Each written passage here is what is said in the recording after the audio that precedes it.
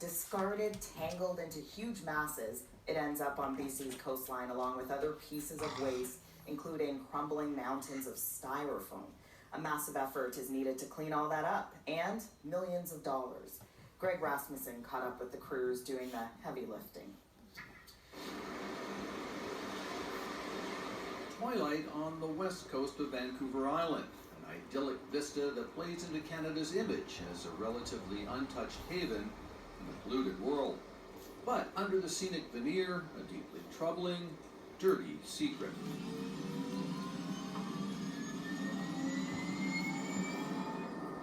Pretty well everywhere we stop here we've been finding garbage, and really difficult place to clean up. Even getting the garbage off is really a challenge.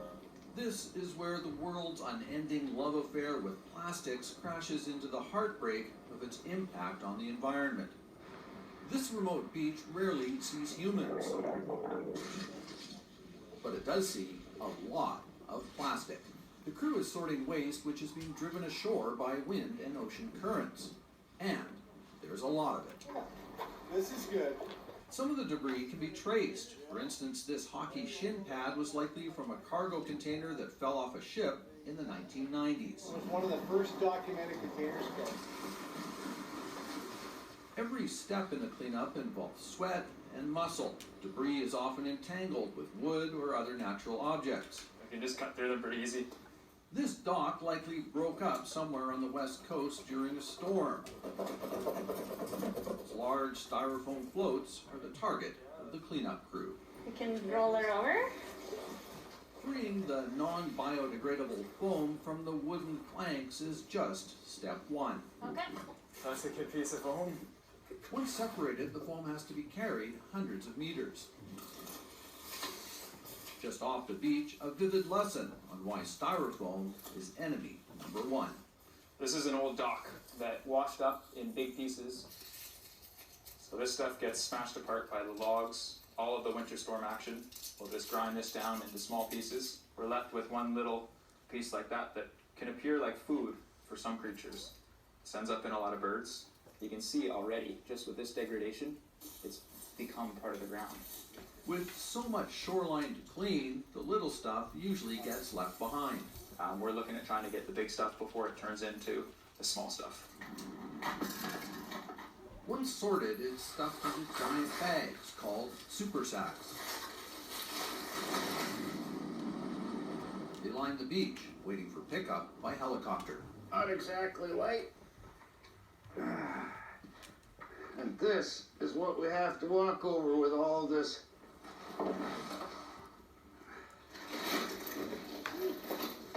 BC's cleanup is covering 1,200 kilometers of coastline, with crews scrambling over jagged rocks and jumbles of slippery, wobbly logs. That probably weighs 200 pounds, just that alone. Often, debris is a tangled mess, Plastic bags. half buried and too time-consuming to extract. It would take us a month just to do this section alone, to clear out all of the little stuff that's in here.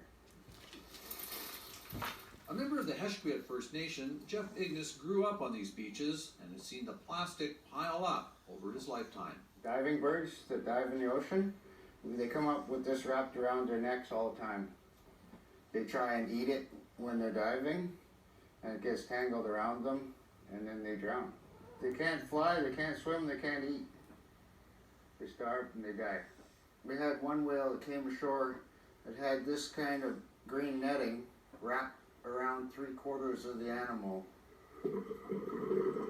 Plastic kills in a variety of ways. Nets and ropes entangle some creatures. Small pieces are mistaken for food and end up causing obstructions in the bellies of animals. And microplastics. The smallest particles are in every ocean around the world, and increasingly inside creatures up and down the food chain, including humans. Further north, another beach, another crew, and days spent fighting through high seas, It's got a lot of heavy sand on it, I think. freeing trapped debris, and sorting and weighing every piece that's been found. On board one of the support vessels, skipper Kevin Smith says plastic dumping in the seas needs to be tackled at the source. It's quite sad to see just how much is coming from the fishing industry. Deep sea fisheries, it's big trawl nets and enormous heavy lines that are just choking out the beaches. Recently, he shot this video. One of the absolute worst sites for degraded microplastics that I've ever seen. He says it's devastating to see remote beaches where plastic particles are more numerous than sand. Where we were walking on a rainbow-colored beach of plastics. And the microplastics is, I think it's the issue for our generation. But for now, the plastic onslaught continues. Check this out. This whole bank is basically foam. As far as you can stick your hand in, as far as you can dig in. Completely disheartening. This whole bank, this whole bay. It's such a beautiful, pristine area. A fleet of vessels normally employed in the tourist trade is being used to support the cleanup, helping house and feed the workers. Here we've actually been able to make an industrial scale difference, and it's really exciting. Ross Campbell usually hosts foreign visitors aboard his boat. His business was hit hard by COVID-19, but he and other operators have shifted into cleanup work, paid by a $7 million plastic removal fund set up by the BC government. He wishes more people could see the scale of this largely hidden problem.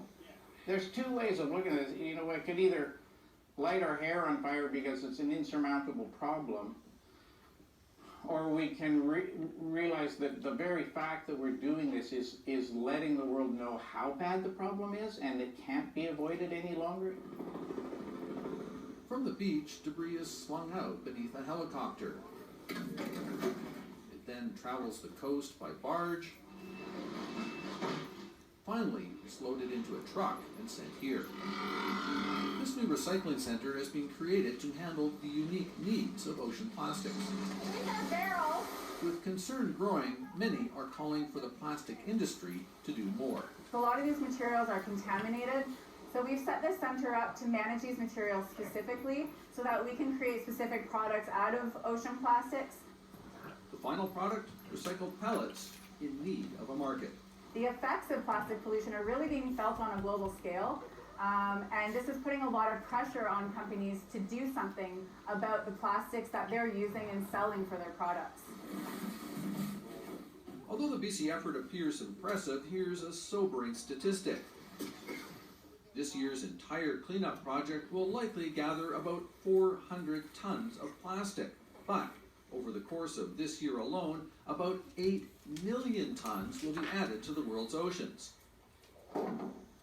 On the beach, a message to the world's plastic polluters. It is quite disturbing. Garbage cans are made for a reason. That's not supposed to be a garbage can. In the end, all this hard work is only a temporary solution. That's because as long as plastic waste is entering this ocean, it's going to end up in places like this. Greg Rasmussen, CBC News, Estevan Point, BC. Coming up on The National, a coming-of-age story